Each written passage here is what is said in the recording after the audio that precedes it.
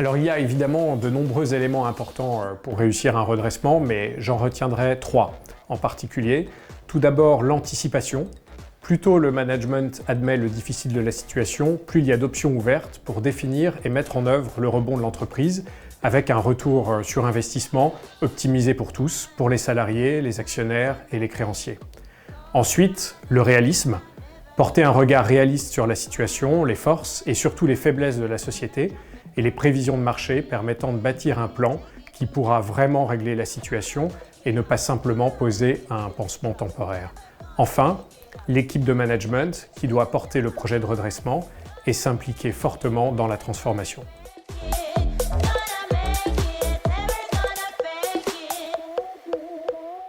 Alors un bon dirigeant, je pense, doit avoir un certain nombre de qualités, surtout dans les situations compliquées. Tout d'abord, être un leader pour porter la vision et embarquer les équipes dans le retournement, car in fine, ce sont les salariés qui vont mettre en œuvre les leviers qui auront été identifiés.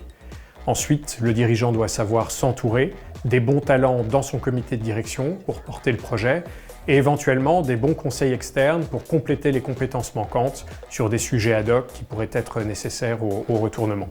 Enfin, un dirigeant doit absolument savoir arbitrer. Les redressements d'entreprise nécessitent souvent de prendre des décisions difficiles et c'est le rôle du dirigeant de guider l'entreprise et d'assumer les décisions.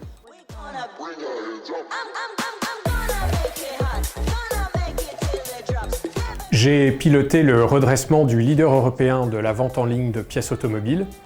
Lors de notre arrivée, l'entreprise était en grande difficulté. Le nouvel actionnaire a remis du cash et avec mon équipe, nous avons défini un plan de retournement complet qui a touché toutes les lignes du P&L, le chiffre d'affaires, la marge, tous les coûts.